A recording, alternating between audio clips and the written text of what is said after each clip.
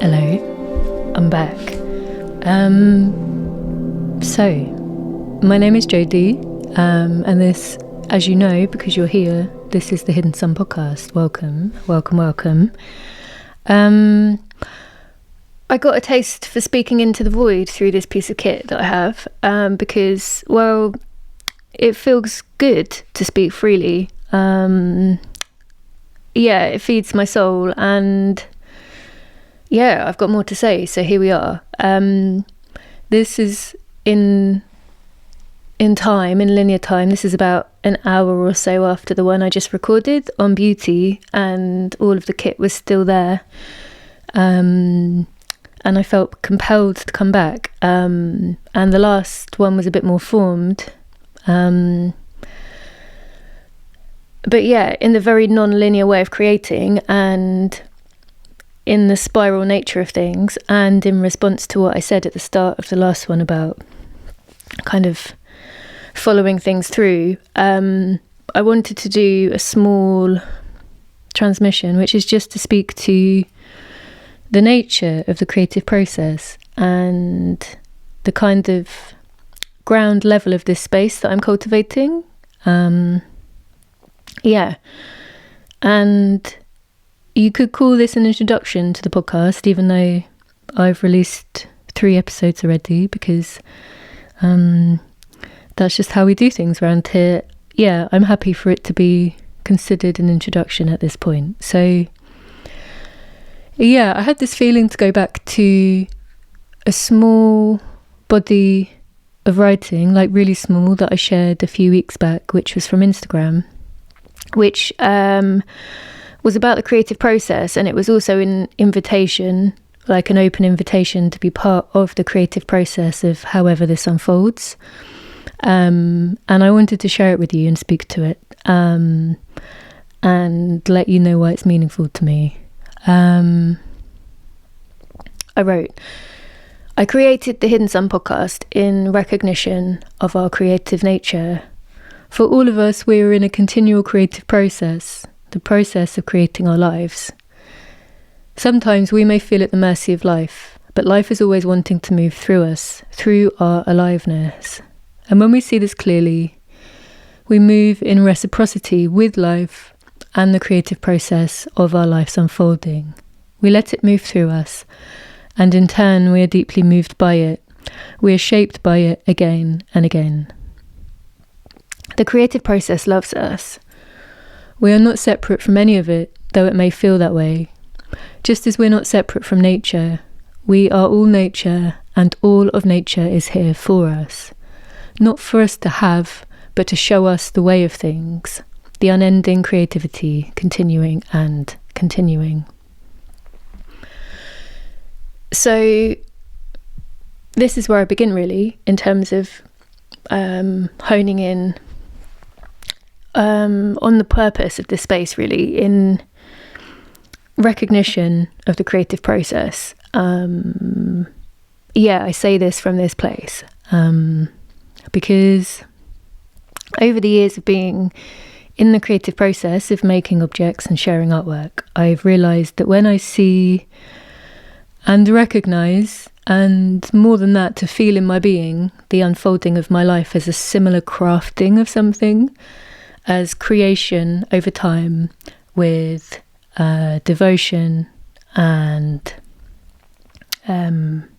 attention, with the same trust that I do the creative process of a thing in my hands, then I'm more able to recognise and to remember my own agency within it.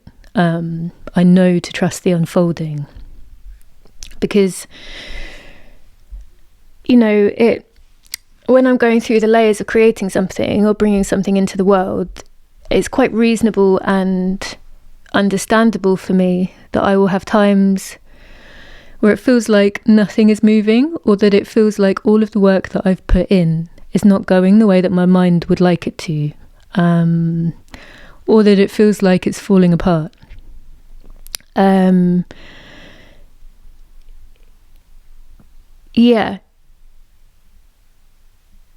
Even though I have these times, I can trust it. And I know that I don't need to know everything. I just need to first be where I am, and then to continue. And yeah, from this place, as kind of messy as it is, it's okay. And I've been thinking about this a lot recently, actively thinking about it, because I feel like it's I know it to be a universal experience, but as in to move through these places, that's the universal experience. But we're conditioned to really want to know how things will be, and we tighten our grip. And especially if we're in the midst of a challenge or a big kind of change, or there's a threshold of experience and there's something big in our lives, we can want to try and acquire more information to try to know where we are, to place ourselves, or to move ourselves through. We try to control and figure out, and we stop letting life in. We do not let life live itself through us. And in my very human experience, I'm intimately aware of this particular place. And what I've come to realise is that, I don't expect now to know everything when I'm in the beginning, in the kind of mud of the creative process. So if I treat this place that I'm in my life with the same kind of compassion and also trust, then it's okay not to know. It becomes something else. The place becomes something else. And from this place, we can celebrate where we are on the map, if we want to go that far. Otherwise, we can at least be present with it. Or we can, if life reveals itself that way, we can revere where we're at, regardless of what the thing is that we're experiencing. And we don't need to know everything. And to be able to create from a place of true potential and possibility beyond our mind's comprehension, we have to be willing to sit in the dark and to learn to sit in it, and maybe, I don't know how to say it, like to see in it without seeing. It's like seeing with your eyes closed. And so how this relates to the podcast is that, this thing was born long before I felt inspired. It's way before that. It's this kind of creative place of darkness, like the womb of the thing, the creative womb. And how I describe this place is that there's like a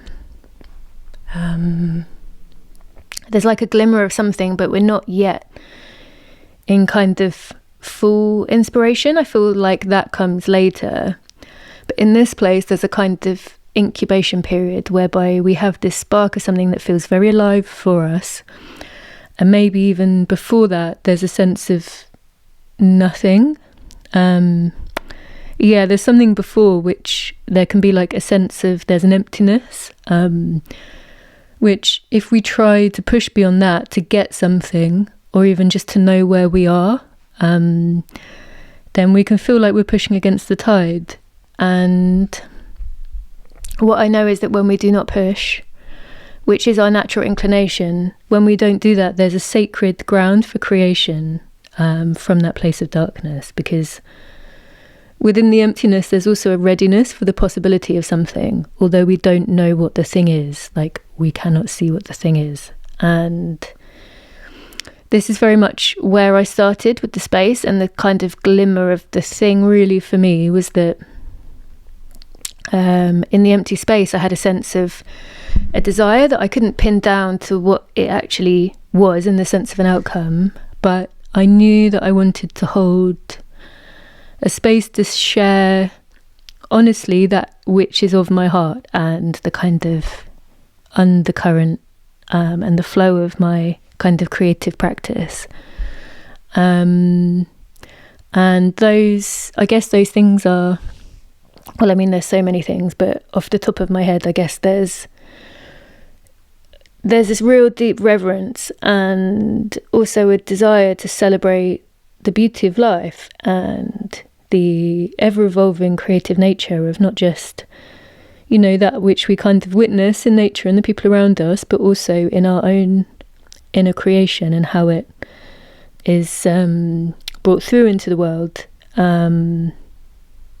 in creative processes which may well be to do with, you know, your gifts that you bring into the world, and also in the way that we are continually in the process of creating our lives, and whether we're kind of in a conscious seeing of this and whether we feel we have agency or whether we feel that we're at the mercy of our experience. I know these to be human experiences, and of course the kind of paradoxical nature is that when we can control nothing, but whether we're kind of actively considering this or not, I feel like there's a sense of tuning into what's available to us. And I consider this also in relation to my practices, my creative practices. So, I mean, I'm always kind of aware of my work creative practices, and then the process, you know, with life as art and the art of our lives is a continual spiraling through of all of these things. So that's what I wanted to begin with. This is the place that I speak from, and the place that I would love to speak from more, however it unfolds. And so I wanted to share that. And maybe I think I want to close out actually with the other, because it's in front of me, the other part of what I shared with that little chunk of words.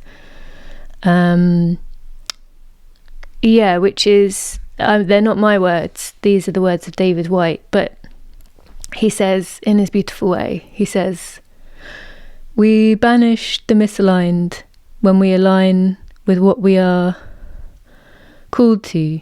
We become visible and real when we give our gifts and stop waiting for the gift to be given to us." And that speaks to me because I feel it speaks to the way that we can actively step into like direct reciprocity and co-creation with our lives, and we can come forward from a place of trust in ourselves, and we commune with life and with the people around us and the plants and the creatures, and we are in it from a place of reverence. And I feel like that's what I wanted to say, and so I'll leave it there. And if you would like to join me in speaking to any of this, then I'm anticipating to start bringing things through more readily in spring of 2026. More conversations. And if you'd like to be in that creative process with me, please make yourself known to me. I'll add the links to this episode. Okay, have a beautiful day or evening, sleep, morning, any of it. All my love.